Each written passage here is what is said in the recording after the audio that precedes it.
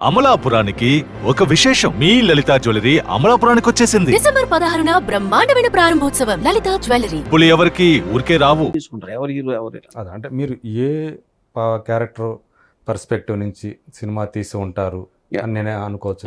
Perspective నా perspective అంతే, అందుకని ఒక డైరెక్టర్స్ పర్స్పెక్టివ్ నుంచే ఉంటుంది. సివిఎన్ మీద నా ఇంప్రెషన్ ఏంటి, జగన్ మీద నా ఇంప్రెషన్ ఏంటి, పవన్ కళ్యాణ్ అప్పుడు నా ఇంప్రెషన్ అవుతుంది. ఓకే, నా పర్స్పెక్టివ్ లో వాళ్ళు అది.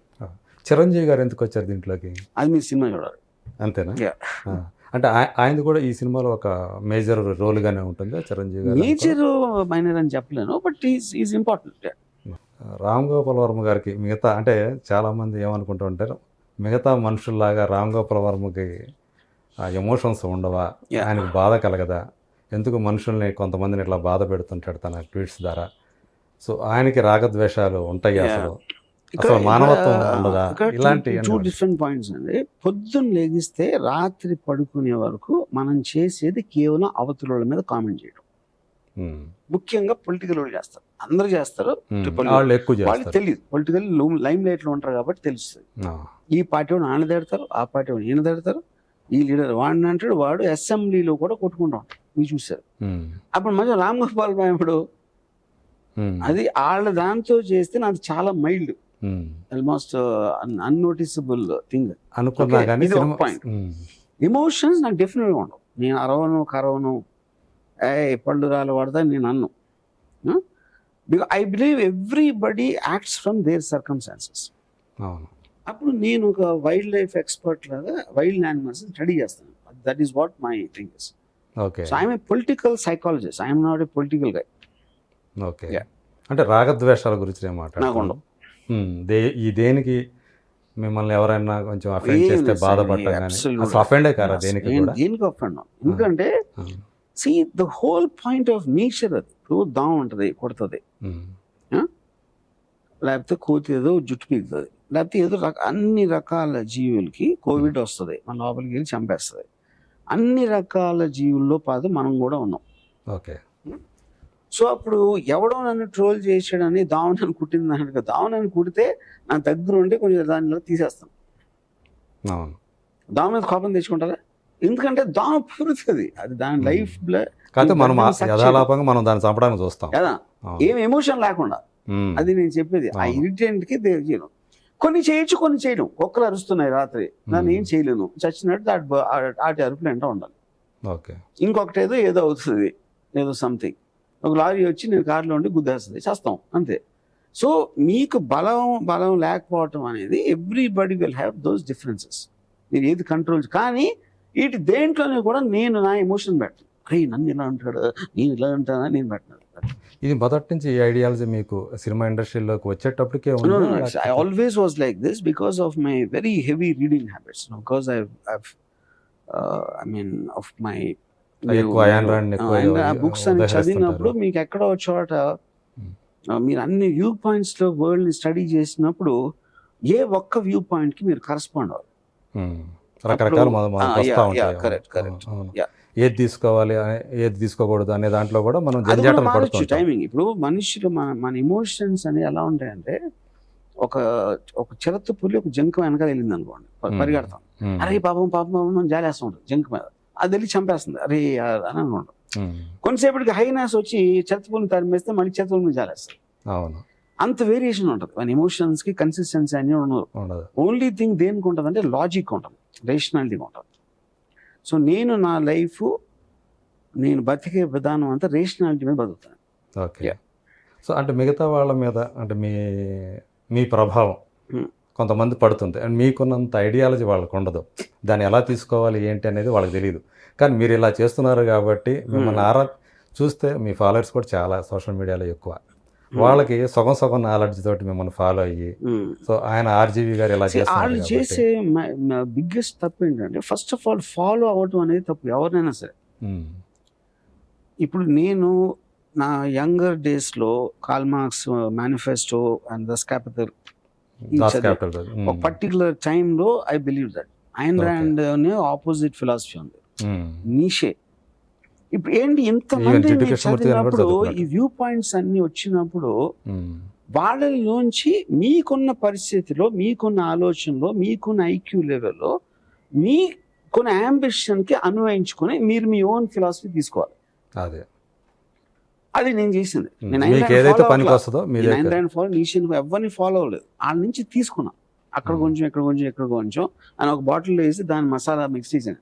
Okay, that is what I call Ramoism. అప్పుడు రామోయిజం ఫాలో అవుతానంటే అది it is defeating the whole purpose ఉంది. అదే అవును. ఎందుకంటే ఇద్దరు మనుషులు కూడా ఒకలాగా ఆలోచించరు, ఒకలాగా ఫీల్ అవ్వరు. వాళ్ళు పుట్టిన వాతావరణం, వాళ్ళు పెరిగిన పరిస్థితులు, వాళ్ళు ఏం పుస్తకాలు చదివారు, వాళ్ళు ఎలాంటి మనుషులు తోటి ఇంటరాక్ట్ చేశారు, ఇవన్నీ కలిపి మీకు ఒక పర్సనాలిటీ తయారవుతుంది. అప్పుడు మీరు ఒకరిని ఫాలో అవుతే ఏంటి అంటే నాకు అనేది వ్యక్తిత్వం లేదు అందుకని నేను ఫాలో అవుతున్నానంట. ఓకే, సో వాళ్ళకి మేకలకి ఏమి తేడా ఉండదు. అలా మేకల్ లాంటి వాళ్ళే అంటారు. ఎవరిని ఫాలో అయినా, నన్ను కానీ ఎవరిని కానీ, వాళ్ళకి ఇండివిజువాలిటీ అనేది ఉండదు. ఓకే, రాము నుంచి తీసుకుంటున్నా, సుబ్బారావు నుంచి అది తీసుకుంటున్నా, అప్పారావు నుంచి ఇంకోటి తీసుకుంటున్నా అనే వాళ్ళు రియల్ ఇండివిజువల్స్ ఉంటారు. ఓకే, సో ఇప్పుడు అంటే మీ మీద ఎన్ని చేసినా కానీ ఆ ఫాలోవర్స్ ఈవెన్ ఫాలోవర్స్ని పక్కన పెట్టినా కానీ మీ శిష్యులు కానీ ఎవరు కూడా మిమ్మల్ని సినిమాల పరంగా మీరు తీసుకునే ఏదైతే సినిమాటిక్ లిబర్టీస్ తీసుకొని మీరు అన్నీ చేస్తూ ఉంటారో ఆ సినిమాలు అలాంటి తీయకపోయినా కానీ మీ మీద వాళ్ళనివ్వరు వాళ్ళు. కృష్ణవంశీ గారి దగ్గర నుంచి చూసుకున్నా కానీ, జగన్ చూసుకున్నా కానీ, తేజ చూసుకున్నా కానీ.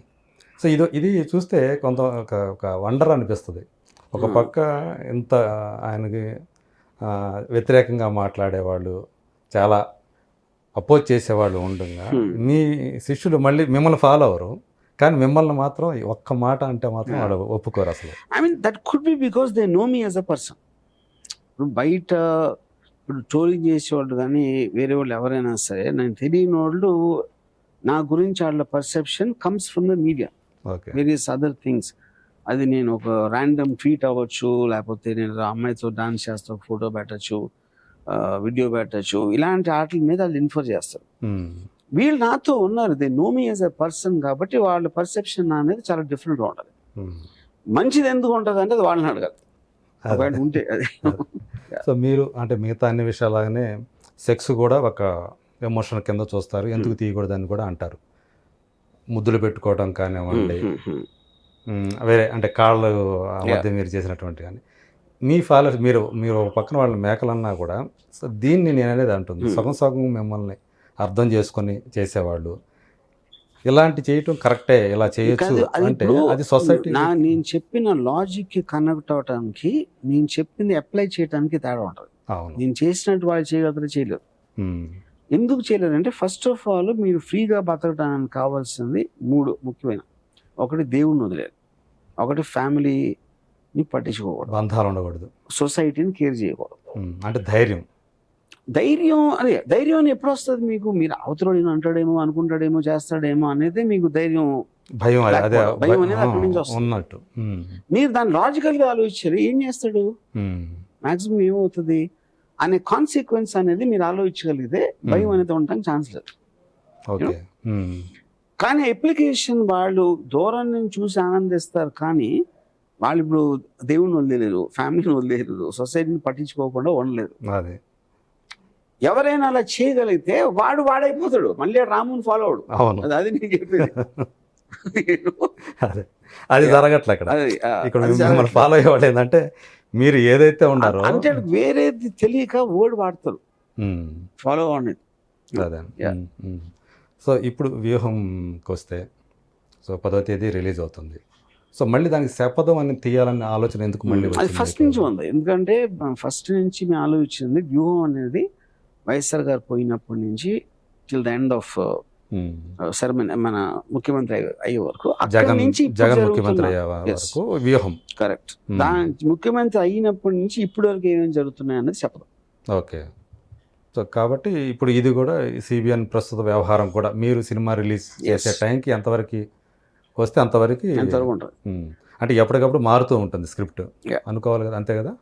మారదేమి ఉండదు. అంటే సెకండ్ పార్ట్ నేను న్యూస్ ఫాలో అవుతున్నా, న్యూస్ లోంచి తీస్తున్నా cinema second part. Okay. So అంటే మీరు అప్పుడు ఆ న్యూస్లోంచి కథ మీరు అల్లుకుంటున్నప్పుడు దానిలో సజీవత్వం అనేది ఉంటుందా? అది కూడా ఒక ఇప్పుడు న్యూస్ అనేది రిపోర్ట్ చేస్తుంది, అవును సినిమా అనేది బిహైండ్ ద సీన్స్ క్యాప్చర్ చేస్తుంది. రైట్ అది తేడా. రైట్ బిహైండ్ ద సీన్స్ కూడా మీరు చెప్పొచ్చు న్యూస్ లో, కానీ మీరు క్యారెక్టర్స్ మాట్లాడుతూ ఉంటే ఇంటరాక్ట్ అవుతాను చూస్తే దాని ఎఫెక్ట్ కంప్లీట్లీ డిఫరెంట్ ఉంటుంది. అదే. సో శపథం మీ లాస్ట్ పొలిటికల్ మూవీ అని స్టేట్మెంట్ ఇచ్చారు ఆ రోజు.